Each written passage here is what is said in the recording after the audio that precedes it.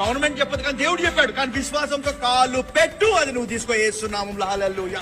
ఈ గవర్నమెంట్లు ఒప్పుకోగాని మనకి బైబిల్ దేవుడు ఇచ్చేశాడు. ఈ భూమి అంతటినీ కూడా క్రైస్తవులకు ఇచ్చేశాడు. మనం ఎక్కడ అడుగు పెడితే అక్కడ ఆ భూమిని కబ్జా చేసి పారేయచ్చు, కబ్జా చేసి పారేయాలి అని చెప్పి చాలా ధీమాగా, చాలా కాన్ఫిడెంట్గా, పబ్లిక్గా మాట్లాడుతూ ఉన్నాడు. ఇందులో మనం రెండు విషయాలు గమనించాలి. ఒకటి, బైబిల్ దేవుడు అలా చెప్పాడా లేదా అనేది ఒకటి.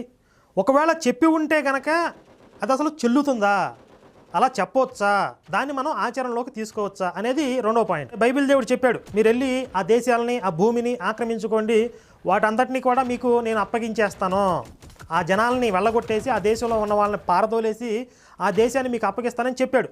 అయితే ఎవరికి చెప్పాడు? ఇశ్రాయేలీలకి చెప్పాడు. మనం చాలా సందర్భాల్లో పాస్టర్లని ప్రశ్నిస్తూ ఉంటాం బైబిల్ దేవుడు చేసినటువంటి అకృత్యాల గురించి, బైబిల్ దేవుడు చేసినటువంటి దుర్మార్గాల